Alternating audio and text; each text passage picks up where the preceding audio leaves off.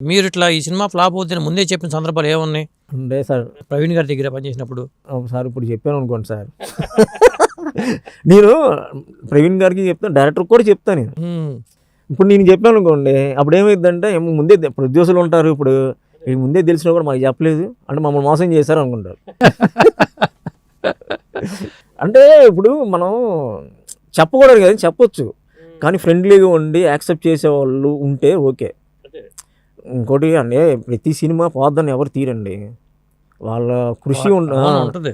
కానీ ఏంటంటే ఒక బ్యాడ్ ఇప్పుడు టైము అన్నిటి కలిసి రావాలి. అదే ఇప్పుడు రిలీజ్ టైం కూడా కలిసి ఉండాలి, అన్నీ కలిసి వస్తే ఇదండి. అంటే ఏ డైరెక్టర్ నాకు తెలిసి అయితే ఫ్లాప్ సినిమా తీసి ప్రొడ్యూసర్ బయటకు పంపించేద్దాం అయితే అనుకోరు.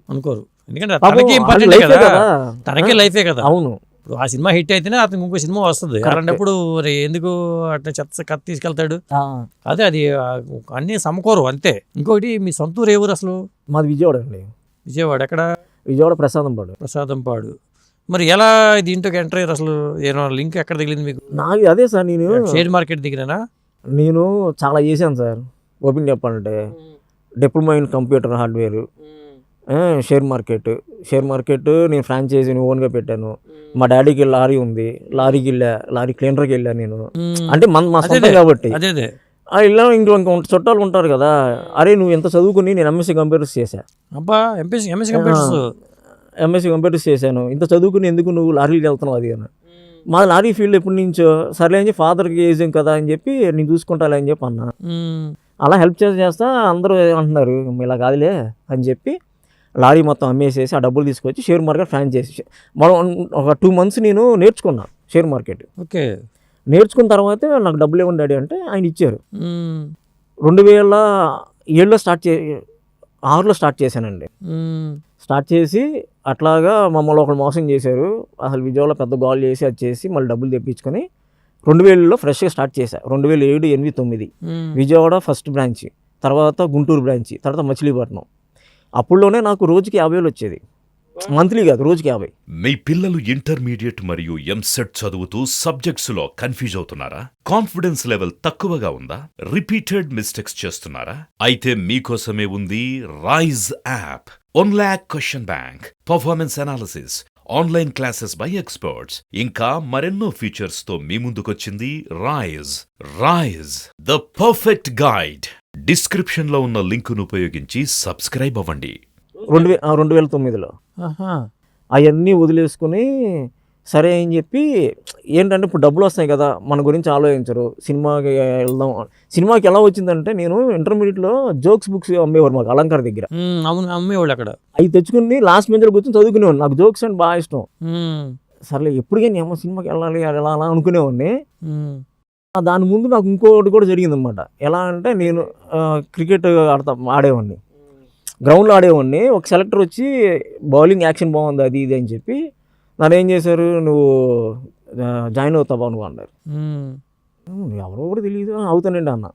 సరే అని చెప్పి అప్పుడు మన కొద్దిగా ఫైనాన్షియల్గా కొద్దిగా డౌన్, మనకి ఎవరికైనా సర్కిల్ ఉంటుంది కదా ఫైనాన్షియల్గా డౌన్ అయిన తర్వాత నేను మామూలుగా క్యాన్వాస్ షూ వేసుకెళ్ళా, మన స్కూల్లో ఉండే క్యాన్వాస్ షూ. పైనుంచి కింద చూశారు, చూసి మీ డాడీ ఏం చేస్తారంటే ఇట్లాగా లారీ అండి లేవు ఇప్పుడు అన్నీ అమ్మేసాం అన్నీ చెప్పిన తర్వాత ఆయన అన్నారు సరే అని చెప్పి ఒక పాపులర్ షూ మార్కెట్ అని చెప్పి వాళ్ళు స్పాన్సర్షిప్ ఇచ్చారు మనకి.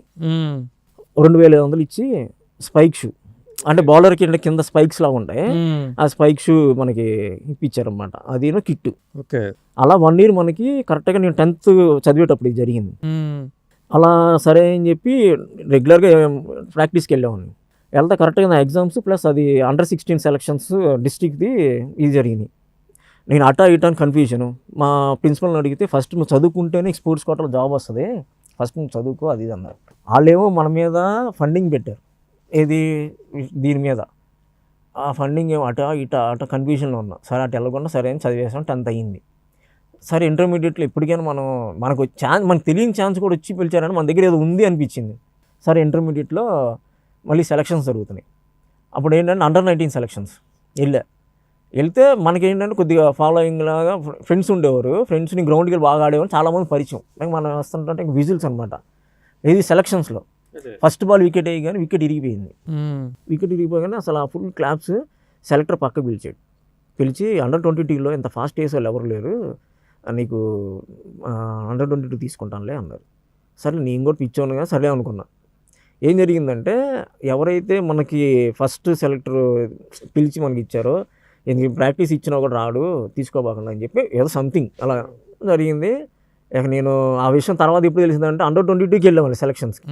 అప్పుడు చెప్పాడు ఆయన, నేను తీసుకో అక్కడ రాజకీయాల వల్ల మీరు బలైపోయారు.